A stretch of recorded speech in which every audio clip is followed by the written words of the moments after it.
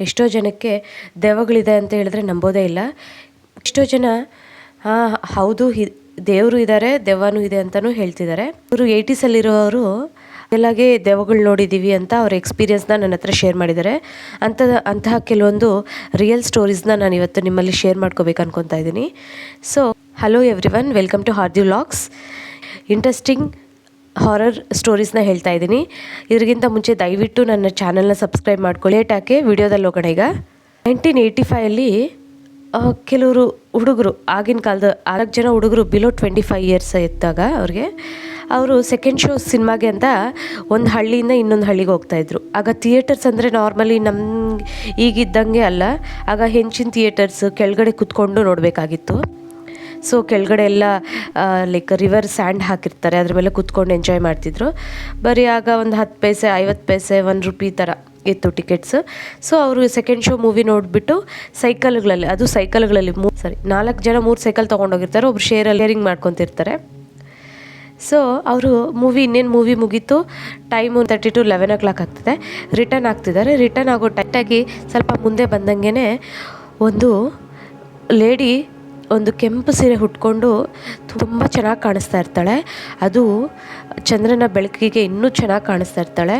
So ಹುಡುಗರು 4 ಜನ ಹೇಳ್ತಾರೆ, ನೋಡು ಅಲ್ಲಿ ಯಾರೋ ಕೂತಿದ್ದಾರೆ, ಹೋಗಿ ಮಾತಾಡ್ಸೋಣ ಅಂತ ಹೇಳ್ತಾರೆ.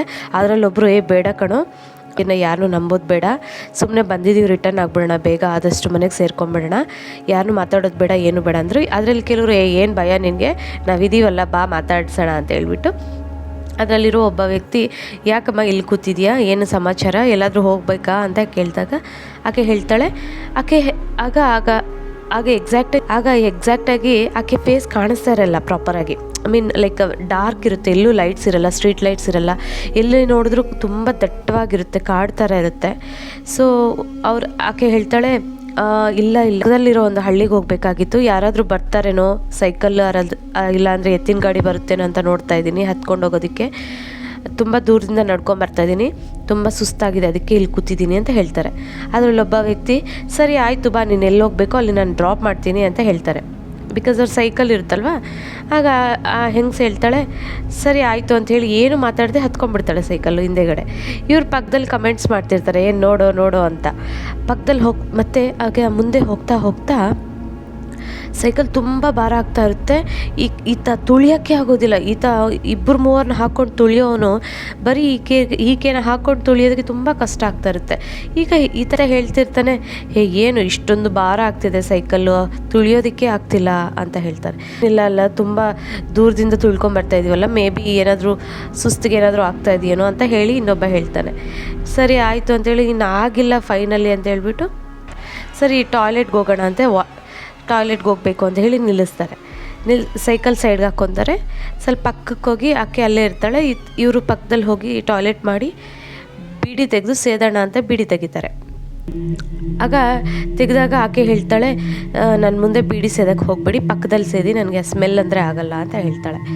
ಈತ ಓಕೆ ಆಯಿತು ಅಂತ ಹೇಳಿ ಪಕ್ಕದಲ್ಲಿ 3 ಬೀಡಿ ಸೇದ್ತಾ ಇರ್ತಾರೆ. ಆಗ ಪಕ್ಕದಲ್ಲಿರೋನು, ನೋಡು ಇಲ್ಲಿ ಅಷ್ಟು ದೂರದಿಂದ ಬಂದಿದ್ದೀವಿ, ಈಕೆ ಮುಖನೇ ನೋಡಲಿಲ್ಲ ನಾವು ಪ್ರಾಪರಾಗಿ, ಸರಿಯಾಗಿ ಕಾಣಿಸ್ತಿಲ್ಲ ಮುಖ, ಹೆಂಗಾದರೂ ನೋಡಿ ಇವತ್ತು ಮುಖ ನೋಡಲೇಬೇಕು ಅಂತ ಹೇಳ್ತಾನೆ. ಅದರಲ್ಲಿ ಯಾಕೋ ಸುಮ್ಮನೆ ಇರೋ, ಆ ಥರ ಎಲ್ಲ ಹೇಳಬಾರ್ದು ಅಂದರೆ, ಇಲ್ಲ ನಾನು ನೋಡಬೇಕು ಅಂತ ಹೇಳಿಬಿಟ್ಟು ಅದರಲ್ಲಿರೋ ಒಬ್ಬ ವ್ಯಕ್ತಿ ಏನು ಮಾಡ್ತಾನೆ ಅಂದರೆ, ಬೆಂಕಿ ಬುಳ್ಳೆನ ಅಂಟಿಸಿ ಹಿಂಗೆ ನೋಡ್ತಾನೆ. ಆಕೆ ಮುಖ ನೋಡಿದ ತಕ್ಷಣ ಈತನಿಗೆ ಶಾಕ್ ಆಗೋಗಿ ಬಾಯಲ್ಲಿಂದ ಒಂದು ಮಾತು ಸಹ ಬರೋದಿಲ್ಲ. ಓಡಿ ಹೋಗಿ ಅವನು ಸೈಲೆಂಟಾಗಿ ಏನು ಮಾತಾಡದೆ ಸೈಲೆಂಟಾಗಿ ಹೋಗ್ಬಿಡ್ತಾನೆ. ಅವ್ರ ಫ್ರೆಂಡ್ಸ್ ಎಲ್ಲ ಯಾಕೋ ಏನಾಯಿತು ಅಂತ ಹೇಳ್ತಾರೆ. ಅವ್ರು ಇದ್ಕೊಂಡು, ಏನಿಲ್ಲ ಕಣೋ ಏನಿಲ್ಲ ಅಂದರೆ, ಅವನಿಗೆ ಬಾಯಿಂದ ಮಾತೇ ಬರ್ತಾ ಇರಲ್ಲ, ಇನ್ನೇನಾದರೂ ಕಿರ್ಚಿದ್ರೆ ಏನಾದರೂ ತೊಂದರೆ ಮಾಡುತ್ತೇನೋ ಅಂತ ಹೇಳ್ಬಿಟ್ಟು ಆತ ಸುಮ್ಮನೆ ಹೋಗ್ಬಿಡ್ತಾನೆ. ಇವನ್ ಅವನು ತುಂಬ ಧೈರ್ಯವಂತ ಸಹ ಆಗಿರ್ತಾನೆ. ಸೊ ಇಮಿಡಿಯೇಟಾಗಿ ಆ ಮಾತನ್ನ ಆತ ಫ್ರೆಂಡಿಗೆ ಹೇಳ್ತಾನೆ, ನಾನು ಈ ಥರ ಆಕೆ ನೋಡ್ತಿದ್ರೆ ತುಂಬ ಭಯಂಕರವಾಗಿದ್ದಾಳೆ, ಈಕೆ ನಾರ್ಮಲಿ ಮನುಷ್ಯ ಥರ ಅನ್ನಿಸ್ತಿಲ್ಲ, ಇನ್ನೇನೋ ಒಂದು ಆಕಾರ ಆಗಿರ್ಬೋದು ಅಂತ ಹೇಳಿದಾಗ ಈತನಿಗೂ ತುಂಬ ಭಯ ಆಗುತ್ತೆ. ಇಮಿಡಿಯೇಟಾಗಿ ಎಷ್ಟು ಧೈರ್ಯ ಇದ್ರೂ ಅವರು ಆ ಮೂಮೆಂಟಲ್ಲಿ ಡೆಫಿನೆಟ್ಲಿ ಭಯ ಪಡ್ತಾರೆ. ಸೊ ಅದರಲ್ಲಿ ಇನ್ನೊಬ್ಬ ವ್ಯಕ್ತಿ ಆದರೆ ಎಲ್ರಿಗಿಂತ ಧೈರ್ಯವಂತ ಆಗಿರ್ತಾನೆ. ಸರಿ ಆಯಿತು, ಇದು ನನಗೆ ಬಿಡಿ, ನಾನು ನೋಡ್ಕೊತೀನಿ ಅಂತ ಹೇಳ್ಬಿಟ್ಟು, ಸರಿ ಆಯಿತು ಹೊರಡೋಣ ಅಂತ ಹೇಳ್ಬಿಟ್ಟು ಮತ್ತೆ ಅಲ್ಲಿಂದ ಸ್ಟಾರ್ಟ್ ಮಾಡಿಕೊಂಡು ಹೋಗ್ತಾ ಇರ್ತಾರೆ. ಈಕೆಗೆ ಮಾತಾಡ್ತಾನೆ ಇರ್ತಾರೆ, ನಿಮ್ದು ಯಾವ ಊರು ಯಾವ ಕಡೆ ಅಂದರೆ ಈಕೆ ಇಲ್ಲ ಇಲ್ಲೇ ಪಕ್ಕದಲ್ಲೇ ಏನು ಯಾವ ಕಡೆ ಅಂತ ಹೇಳ್ತಿರ್ತಾರೆ. ಫೈನಲಿ ಈತ ಬರ್ತಾ ಹನುಮಾನಲ್ಲಿ ಒಬ್ಬನಿಗೆ ತುಂಬ ಹನುಮಾನ್ ಚಾಲೀಸ ಓದೋದು ಚೆನ್ನಾಗಿ ಗೊತ್ತಿರುತ್ತೆ. ಸೊ ಆತ ಸ್ಟಾರ್ಟ್ ಮಾಡ್ಕೊತಾನೆ ಹನುಮಾನ್ ಚಾಲೀಸ ಮನಸ್ಸಲ್ಲಿ ಹೇಳೋದು, ಗಟ್ಟಿಯಾಗಿ ಹೇಳೋದಕ್ಕೆ ಸ್ಟಾರ್ಟ್ ಮಾಡ್ಕೊಂಡ್ಬಿಡ್ತಾನೆ. ಹೇಳ್ತಾ ಹೇಳ್ತಾ ಹೇಳ್ತಾ ರೋಡಲ್ಲಿ ಇನ್ನೇನು ಅವರು ಊರು ಹತ್ರ ಬರ್ತಿದೆ, ಮೇ ಬಿ ಇನ್ನೊಂದು 100-200 ಮೀಟರ್ಸ್ ಇದ್ದಂಗೆ ಅದು ಭಾರ ಕಮ್ಮಿ ಆಗುತ್ತೆ. ಏನು ಭಾರ ಕಮ್ಮಿ ಆಗಿದೆ ಅಂತ ಹಿಂದೆ ತಿರುಗಿ ನೋಡೋ ಅಷ್ಟಕ್ಕೆ ಆಕೆ ಆ ದೆವ್ವ ಓಡ್ತಾ ಇರುತ್ತೆ ಹಿಂದೆಗಡೆನೆ. ಓಕೆ, ಹನುಮಾನ್ ಚಾಲೀಸ ಓದೋದ್ರಿಂದ ಇದು ಓಡೋಗ್ತಿದೆ ಅಂತ. ಆಗ ಅದು ಅಲ್ಲಿಂದ ದೂರದಿಂದ ಕಿರ್ಚಿ ಹೇಳ್ತಾ ಇರುತ್ತೆ, ಇವಾಗ ನೀವು ತಪ್ಪಿಸ್ಕೊಂಡಿದ್ದೀರಾ, ನೆಕ್ಸ್ಟ್ ಟೈಮ್ ಬಂದಾಗ ನಿಮ್ಮನ್ನು ಬಿಡೋದಿಲ್ಲ ಅಂತ ಹೇಳಿ ಗಟ್ಟಿಯಾಗಿ ವಾರ್ನ್ ಮಾಡುತ್ತೆ. ಅದು ಭಯ ಪಟ್ಕೊಂಡು ಮನೆ ಸೇರ್ಕೊಂಡ್ಬಿಡ್ತಾರೆ. ತುಂಬ ಬೆಳಗ್ಗೆ ಅಷ್ಟೊತ್ತಿಗೆ ತುಂಬ ಫೀವರ್ ಸಹ ಬಂದುಬಿಡುತ್ತೆ ಇವ್ರಿಗೆ ಈ ಬೈಕ್ಗೆ. ಒನ್ ಮೋರ್ ಸ್ಟೋರಿ ಏನಪ್ಪ ಅಂದರೆ, ನಮ್ಮ ಚಿಂತಾಮಣಿ ಹತ್ರ ಒಂದು ಹಳ್ಳಿ ಇದೆ ಪಕ್ಕದಲ್ಲಿ. ಆ ಹಳ್ಳಿ ಹೆಸರು ನನಗೆ ಪ್ರಾಪರಾಗಿ ಗೊತ್ತಿಲ್ಲ. ಆ ಹಳ್ಳಿಯಲ್ಲಿ ಕೆಲವರು ವಲಸಿಗರು ಬಂದಿರ್ತಾರೆ, ಮರದ ಕೆಳಗಡೆ ಇದ್ದು ಅವರು ಒಂದು ಕೆಲಸ ವ್ಯಾಪಾರ ಚಿಕ್ಕ ಚಿಕ್ಕ ವ್ಯಾಪಾರಗಳು ಮಾಡ್ಕೊತಿರ್ತಾರೆ. ಅದರಲ್ಲಿ ಒಬ್ಬ ಲೇಡಿ ಗರ್ಭಿಣಿ ಆಗಿರ್ತಾಳೆ. ಆಕೆ ಮಗುಗೆ ಒಂದು ಚಿಕ್ಕ ಮಗುಗೆ ಜನ್ಮ ಕೊಟ್ಟಿರ್ತಾಳೆ. ಜಸ್ಟ್ ಒಂದು 5 days ಆಗಿರುತ್ತೆ. ಕುಡುಕ ಎಷ್ಟು ಕುಡಿತಾನೆ ಅಂದರೆ 24 hours ಕುಡಿತಾನೇ ಇರಬೇಕು. ಆತ ಸಂಪಾದನೆ ಮಾಡಿರೋದು ಚಿಕ್ಕ ಪರ್ ಡೇ ಒಂದು 200-500 ಈ ಥರ ಅರ್ನ್ ಮಾಡೋರು. ಎಲ್ಲ ವ್ಯಾಪಾರ ಮಾಡ್ಕೊಂಬಂದು ಇವನಿಗೆ ಬರೋ ಅಷ್ಟಕ್ಕೆ ಆ ದುಡ್ಡೆಲ್ಲ ಕುಡ್ಕೊಂಬರೋದು, ವೈಫ್ಗೆ ಹೊಡಿಯೋದು ಇದೆಲ್ಲ ಮಾಡ್ತಿರ್ತಾನೆ. ಒಂದಿನ ನೋಡಿ ವೈಫ್ ತುಂಬ ಬೈದ್ಬಿಡ್ತಾಳೆ ಅವತ್ತು. ಮಗುಗೆ ಹಾಲಿಲ್ಲ, ಏನೂ ಇಲ್ಲ, ಬಟ್ಟೆ ಇಲ್ಲ ಪ್ರಾಪರಾಗಿ, ನೀನೆಲ್ಲ ಬಂದಿರೋ ದುಡ್ಡೆಲ್ಲ ಕುಡ್ಕೊಂಬರ್ತಿದ್ರೆ ನಾನು ಏನು ಮಾಡೋದು, ನಾನು ಇರೋದಿಲ್ಲ ಅಂತ ಹೇಳಿಬಿಟ್ಟು ಆಕೆ ಏನು ಮಾಡ್ತಾರೆ, ರಿವರ್ಸಾಗಿ ಮಾತಾಡ್ತಿದ್ದಾಗ ಈತಗೆ ಕುಡ್ದಿರ್ತಾನೆ ತುಂಬ. ಈತ ಕುಡ್ದಿರೋ ಮತ್ತಲ್ಲಿ ಒಂದು ದೊಡ್ಡ ಪಕ್ಕದಲ್ಲಿ ಒಂದು ಸುತ್ತಿಗೆ ಇರುತ್ತೆ. ಆ ಸುತ್ತಿಗೆ ತೊಗೊಂಡು ಹೊಡೆದ್ಬಿಡ್ತಾನೆ ತಲೆ ಮೇಲೆ. ಈವನ್ ಈಕೆ ಅಂತ ಟೈಮಲ್ಲಿ ಅವ್ರ ಬಾಡಿ ತುಂಬ ಸೆನ್ಸಿಟಿವ್ ಇರುತ್ತೆ. ಈವನ್ ಒಂದು ಚಿಕ್ಕ ನೋವು ಸಹ ತಡ್ಕೊಳಕ್ಕಾಗಲ್ಲ, ಅಷ್ಟು ಸೆನ್ಸಿಟಿವ್ ಇರುತ್ತೆ ಬಾಡಿ. ಸೊ ಯಾವಾಗ ಈತ ಹೊಡೆದ್ನೋ ವಿತಿನ್ ಸೆಕೆಂಡ್ಸಲ್ಲಿ ಆಕೆ ತೀರ್ಕೊಂಡ್ಬಿಡ್ತಾಳೆ. ಇಲ್ಲಿ ತೀರ್ಕೊಂಡು ಏನು ಮಾಡ್ತಾರಂತ ಹೇಳ್ಬಿಟ್ಟು ಅಲ್ಲಿಂದ ಓಡೋಗ್ಬಿಡ್ತಾನೆ. ಯಾರಿಗೂ ಕೈಗೆ ಸಿಗೋದಿಲ್ಲ, ಓಡೋಗ್ಬಿಟ್ಟಿರ್ತಾನೆ.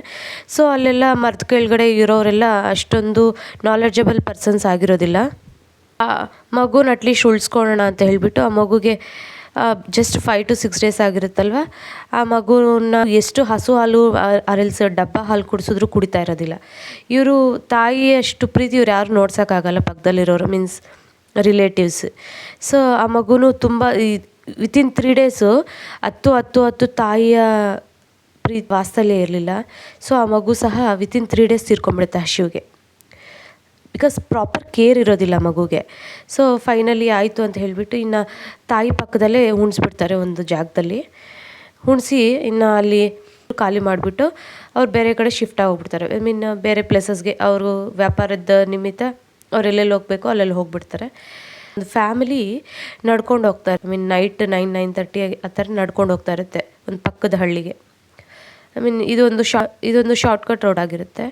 ಸೊ ಅಲ್ಲಿ ನಡ್ಕೊಂಡು ಹೋಗ್ತಿದ್ದಂಗೆ ಉಯ್ಯಾಲೆ ಥರ ಕಟ್ಟಿ ಮಗುನ ಹಾಕಿ ಹಾಡು ಹೇಳ್ಕೊಂಡು ಆ ಕಡೆ ತಿರ್ಕೊಂಡು ಉಯ್ಯಾಲೆ ಆಡಿಸ್ತಾ ಇರ್ತಾರೆ. ಇವ್ರಿಗೆ ಏನಮ್ಮ ಇಲ್ಲಿ ಅದ್ಯಾವುದೋ ಹಳ್ಳಿಗೆ ಹೋಗಬೇಕಾಗುತ್ತೆ. ಈಕೆ ಕೇಳ್ತಾರೆ, ಈ ಥರ ಹಳ್ಳಿಗೆ ಹೋಗಬೇಕು, ಹೆಂಗೆ ಹೋಗಬೇಕು ಅಂತ ಹೇಳಿದಾಗ, ಸಾಯಿಸ್ಬಿಟ್ರಿ ನನ್ನ ಮಗುನ ಸಾಯಿಸ್ಬಿಟ್ರಿ ಅಂತ ಹೇಳಿಬಿಟ್ಟು ಜೋರಾಗಿ ಅಳೋ ಸ್ಟಾರ್ಟ್ ಮಾಡ್ತಿರ್ತಾಳೆ. ಕಡೆ ತಿರ್ಕೊಂಡು ಗಟ್ಟಿಯಾಗಿ ಅಳ್ತಾ ಇರ್ತಾಳೆ. ಈತ ಯಾಕೆ ಅಳ್ತಿದ್ಯಾ ಅಂತ ಹೇಳಿ ಹಿಂಗೆ ಮುಖ ನೋಡಿದ ತಕ್ಷಣ ಅವ್ವಾಗಿರ್ತಾಳೆ. ಇವನ್ ಆ ಮಗು ಸಹ ದೆವ್ವಾಗೋಗಿರುತ್ತೆ. ಇಬ್ಬರು ಅಟ್ಯಾಕ್ ಮಾಡೋಕ್ಕೆ ಬರೋ ಟೈಮ್ಗೆ ಇವ್ರು ಓಡೋಗಿ ಅವ್ರ ಮನೆಗಳು ಸೇರ್ಕೊಂಡ್ಬಿಡ್ತಾರೆ. ಈಗೂ ಸಹ ಆ ರೋಡಲ್ಲಿ ಯಾರೂ ಓಡಾಡೋದಿಲ್ಲ. ಎವ್ರಿ ನೈಟ್ ಅಲ್ಲಿ ಆ ತಾಯಿಯ ಮಗು ಅಳು ಇಲ್ಲಿವರೆಗೂ ಆ ಮರದ ಕೆಳಗೆ ಕೇಳಿಸ್ತಾನೆ ಇರುತ್ತೆ. ಈವನ್ ಆ ತಾಯಿ ಆ ಉಯ್ಯಾಲೆ ಹಾಕಿ ಆ ಮಗುನ ನಿದ್ದೆ ಮಾಡಿಸ್ತಾನೇ ಇರ್ತಾಳಂತೆ. ಸೊ ಆ ರೋಡಲ್ಲಿ ಯಾರೂ ಹೋಗೋದೇ ಇಲ್ಲ. ಆ್ಯಂಡ್ ಇದು ನಡೆದಿರೋದು ಚಿಂತಾಮಣಿ ಹತ್ರ ಒಂದು ಹಳ್ಳಿ ಕಡೆ. ಇವಾಗ ತುಂಬ ಜನಕ್ಕೆ ಆ ಸುತ್ತಮುತ್ತಲ ಇರುವ ಪ್ರದೇಶದವ್ರಿಗೆಲ್ಲ ಇದ್ರ ಬಗ್ಗೆ ತುಂಬ ಚೆನ್ನಾಗಿ ಗೊತ್ತಿದೆ.